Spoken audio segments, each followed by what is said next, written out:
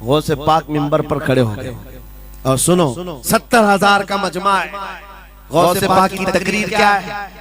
Direct शुरू फरमाते गौसे पाक, ऐ लोगों मेरे घर में आज एक बड़ा हादसा हो गया। अपने घर का वाकया बयान कर रहे, मेरे घर में आज एक अजीब हादसा हो गया। अब्दुल जब्बार की माँ यानी अपनी बीवी के बारे में कह रहे हैं, उनके बेटे हजरत अब्दुल जब्बार कहते हैं अब्दुल जब्बार की माँ मेरे लिए दही मट्टी की हांडी में जमा कर रखी हुई थी, एक छीके से लटकाई हुई।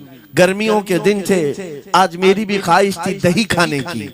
मैं घर पहुंचा दोपहर के वक्त, दही की हांडी मेरी बीवी ने उठा करके दस्तरखान पर रखा था। मेरे पहुंचने से पहले ही एक बिल्ला आया घर में और पांव से झपटा मारा, वो दही का मटका गिर गया, टूट गया और दही पूरा जमीन पर बह गया।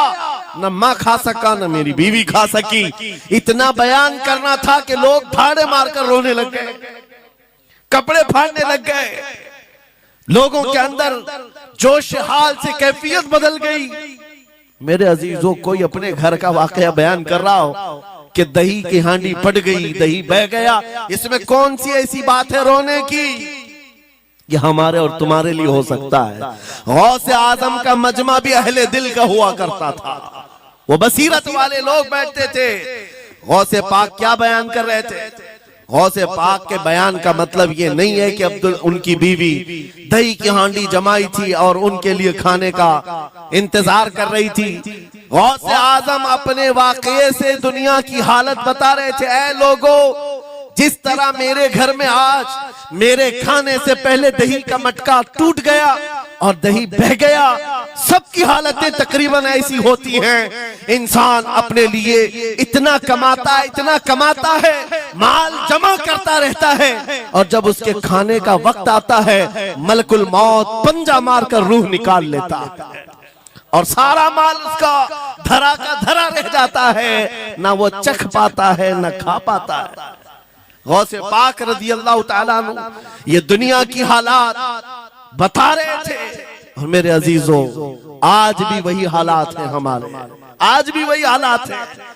हमने कमाने के लिए अपनी सेहत गंवा दी, रात नहीं देखा दिन नहीं देखा, दौड़ते रहे माल हासिल करने के लिए, इतना जमा कर लूं, इतना जमा कर लूं, इतना जमा कर लिया, जब तक तो सेहत बिगड़ गई, शुगर भी आ गई, बीपी भी आ गई और ऐसी बीमारियां लग गई कि आप इनको ठीक करने के लिए जितना जमा किया था खर्चा करते रहो।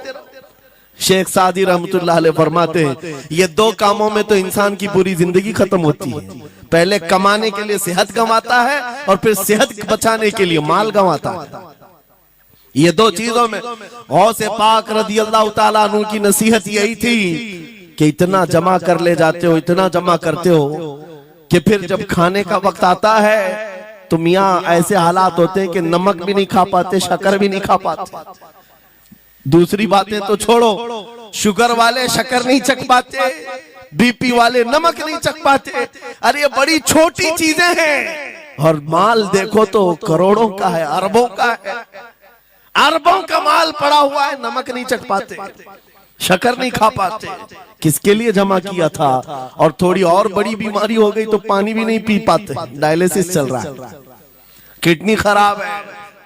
कितने ऐसे लोग मिलते हैं आज, कितने ऐसे हैं जिन्होंने साफ मुझसे कहा कि डॉक्टर ने पूरा गिन करके कहा है कि पूरे दिन भर में जो है एक ढक्कन से पानी पीना, बोतल का जो ढक्कन होता है उस ढक्कन से बस बूंद बूंद चखते रहना, पानी ही ना पियो, इसलिए कि किडनी काम नहीं करती। ये दुनिया है मेरे अजीजों, हमने अपनी सेहत गंवा दी, पूरी की पूरी सेहत गंवा दी इसको हासिल करने के लिए। इसी को मेरे इमाम अहले सुन्नत फाजिल बरेलवी ने कहा था, शहद दिखाए जहर पिलाए, कातिल डायन शोहर कुछ, इस मुर्दार पे क्या ललचाए, दुनिया देखी भाली। लेकिन समझ में किसी को नहीं आता, उस वक्त समझ में आने लगता है जब जाने का वक्त होता है।